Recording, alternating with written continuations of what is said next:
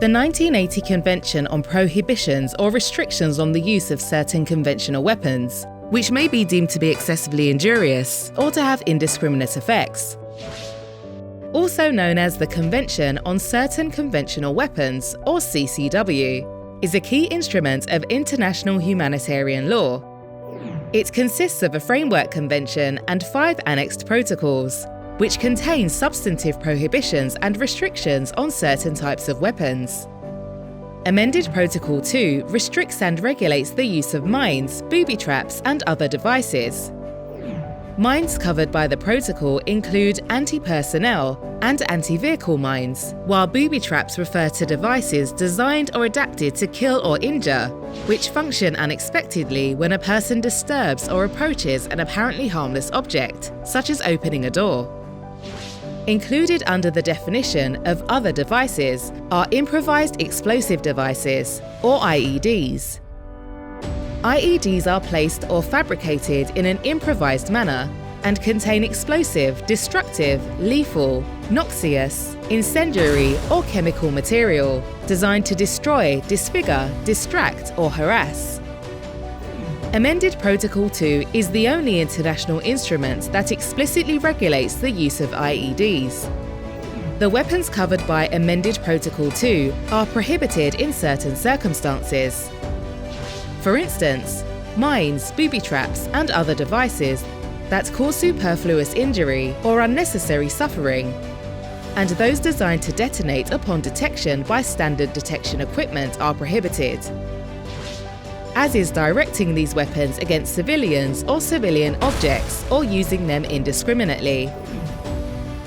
The protocol also prohibits the use of non-detectable anti-personnel mines and their transfer, and prohibits the use of non-self-destructing and non-self-deactivating mines outside fenced, monitored and marked areas. With regard to booby traps and other devices, the protocol sets out that these types of weapons should not assume the form of apparently harmless portable objects, or be associated with things like objects of a religious nature, kitchen utensils, or children's toys. Amended Protocol II also contains provisions on facilitating the removal of mines, booby traps, and other devices after the cessation of hostilities. This includes assisting with the clearance of remnants of war that a party to a conflict has laid, but which are no longer under its jurisdiction or control. It also includes requirements on self-destruction and self-deactivation mechanisms, markings, and other safeguards for minefields. The detectability and self-destruction or self-deactivation requirements represent novel developments in international humanitarian law.